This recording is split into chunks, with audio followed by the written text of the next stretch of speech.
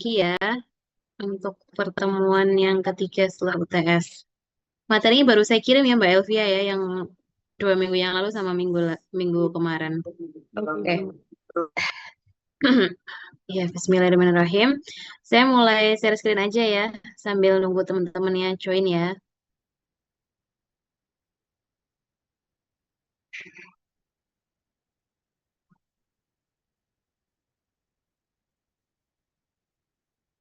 Oke, sudah terlihatkah?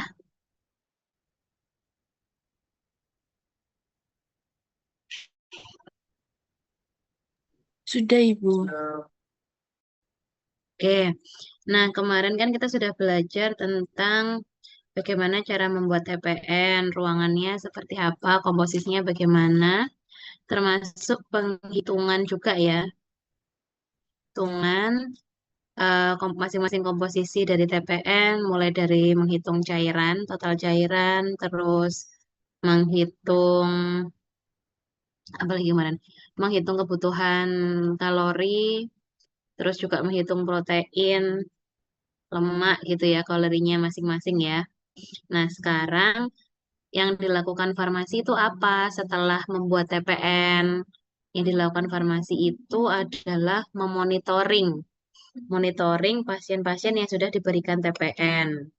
Nah, TPN itu kan tujuannya kan memasukkan nutrisi ya kepada pasien. Jadi kita juga harus memonitoring efektivitas nih nutrisi yang masuk tuh betulan masuk cukup cukup memenuhi atau masih kurang. Nah, itu tahunya dari mana ya? Dari monitoring ini. Nah, ini yang kita lakukan monitoring. Apa aja yang dilakukan? Eh, Sebelum monitoring kan kita mengakses dulu ya. Mengasesmen klinis dan biokimianya. Terus memonitoring elektrolit, protein, terus liver enzim, fungsi liver ya. Terus monitoring darah lengkap, hematological. Terus kebutuhan elemen dan vitamin. Nah, tujuannya apa? Tujuannya untuk menjamin tidak terjadi potensi problem sejak awal, baik klinis, metabolik, atau mekanik. Jadi, setelah TPN yang diberikan, sesuai dengan hitungan masing-masing pasien, itu masih bisa muncul masalah lagi atau enggak gitu. Itu masih mungkin enggak muncul masalah lagi. Nah, seperti itu. Kemudian mengikuti progresnya pasien, apakah pasiennya ini membaik atau ada komplikasi, atau mungkin pasiennya masih kurang kebutuhan nutrisinya. Kemudian tujuannya adalah menjamin tujuan pemberian TPN tercapai. Artinya tujuannya apa tuh TPN itu kemarin? TPN tujuannya kan juga mendukung proses penyembuhan ya salah satunya ya. Jadi memastikan efektif si TPN-nya. Yang pertama asesmen klinis, monitoring berat badan, tinggi badan, ideal body weight, sama BMI-nya pasien. Jadi selama dirawat, selama diberikan TPN itu berat badannya naik atau turun. Kenapa kok penting monitoring berat badan? Kita pastikan pasiennya tidak turun berat badannya. Karena ada beberapa obat kan yang pemberian dosisnya disesuaikan dengan berat badan. Misal berat badannya turun, berarti kan dosisnya juga harus disesuaikan. Terus BMI, caranya menghitung BMI, berat badan dalam kilo per tinggi badan dalam meter pangkat 2 dikuadratkan ya. Kemudian selain itu juga bisa menggunakan teknik antropometrik menggunakan MAMC dan TSF. MAMC itu apa? Mid arm muscle. Mid arm ya muscle circumstance.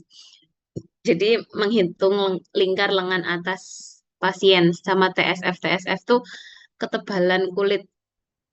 Nah, ini MAMS ini artinya kalau MAMC itu kalau misalnya malnutrisi itu MAMC-nya kalau pada laki-laki kurang dari 23 cm. Kemudian kalau pada perempuan kurang dari 22 cm. biasanya yang dijadikan patokan ini. Kalau misalnya malnutrisi, ini kalau laki-laki kurang dari 23, kalau yang perempuan kurang dari 22. Terus kalau TSF itu ketebalan ketebalan kulit pada tricep ya. Kalau laki-laki kurang dari 10, kalau pada perempuan kurang dari 13.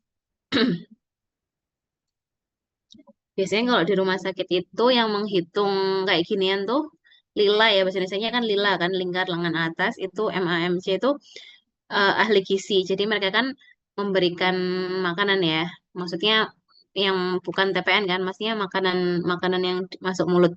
Itu mereka ngukur lingkar lengan atas masing-masing pasien. Jadi kita biasanya dapat data dari ahli gizinya. Kemudian asesmen biokimia, apa yang dilakukan asesmen?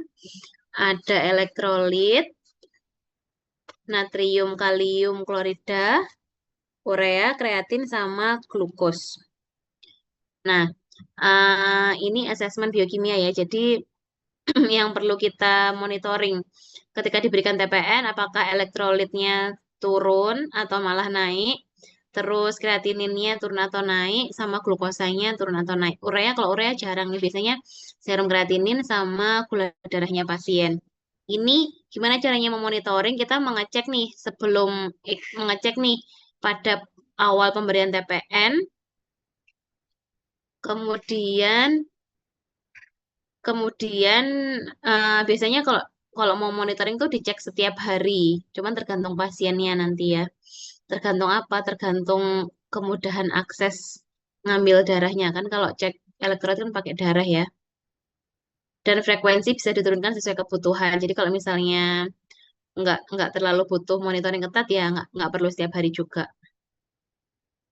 Kemudian kalau ngecek albumin, total protein, bilirubin, fungsi liver, em, apa ini full blood count, cek darah lengkap, terus PTT APTT, ini cek di awal TPN, kemudian cek 1 sampai 2 kali per minggu sesuai kebutuhan. Jadi ini frekuensinya lebih sedikit daripada ngecek elektrolit, gula darah, sama kreatinin.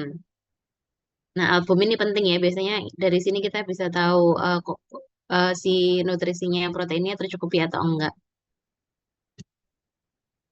Kemudian nitrogen balance, cek 2 kali per minggu. Keseimbangan cairan, ini artinya cairan yang masuk, cairan intake, sama cairan yang keluar melalui urin. Itu dicek setiap hari.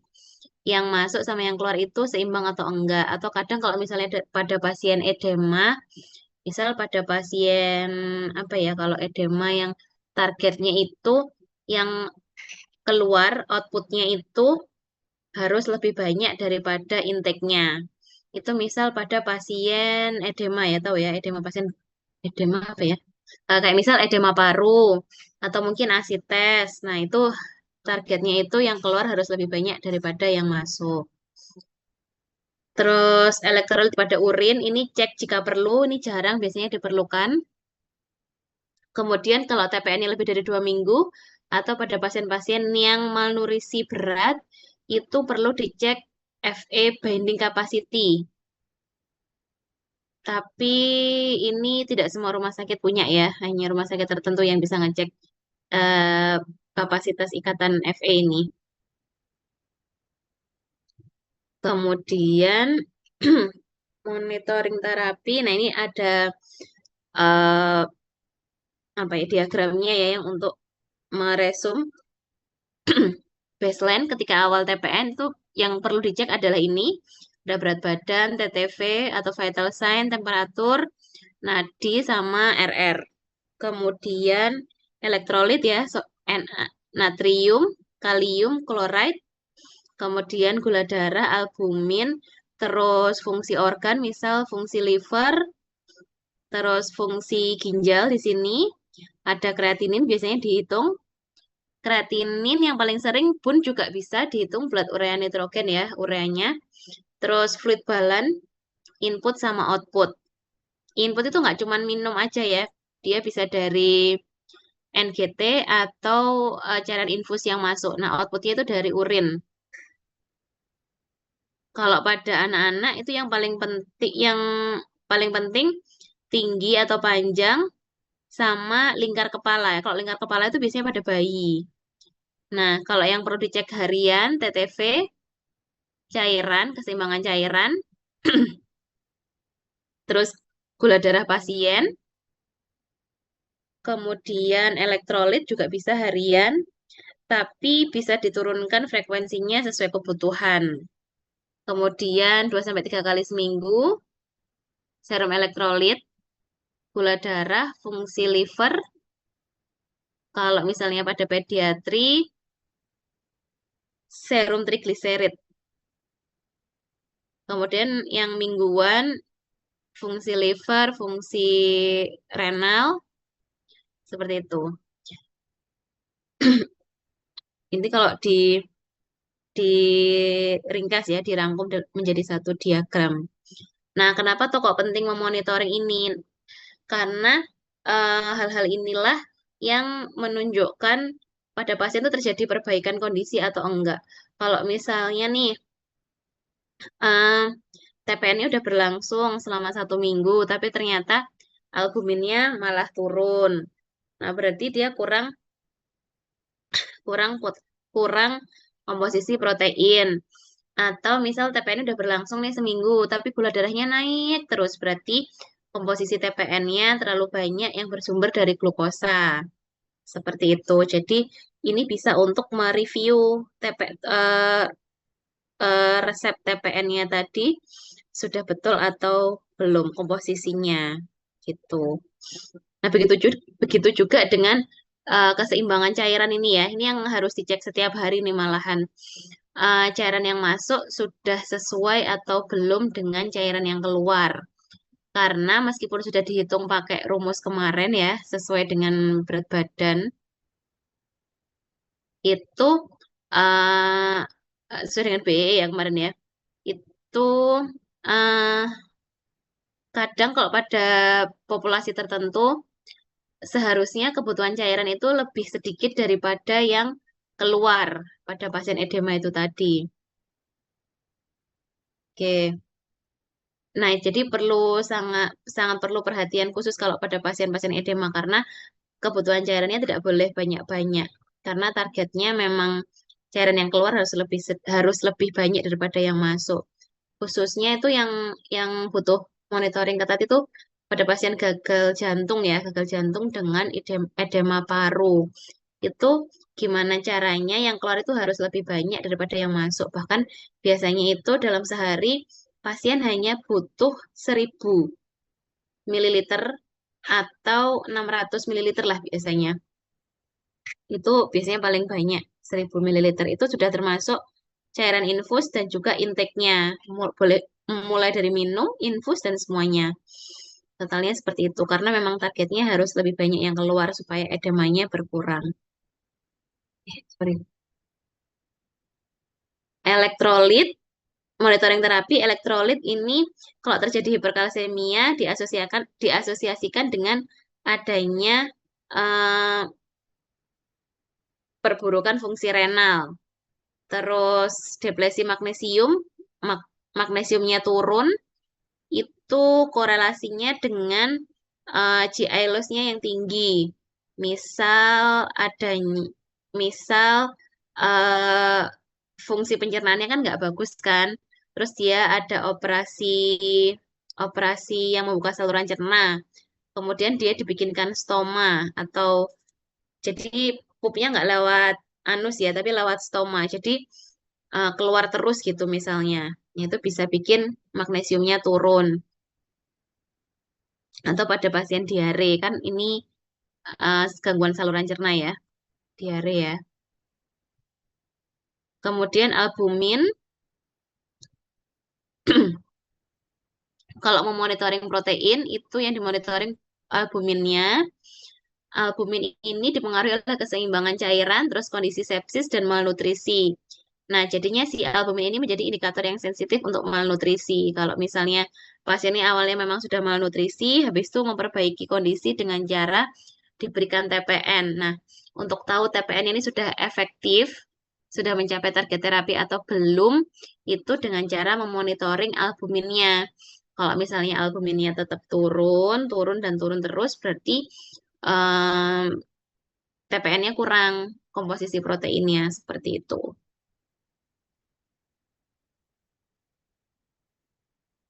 LFT atau liver function test, fungsi liver ya, biasanya meningkat selama TPN.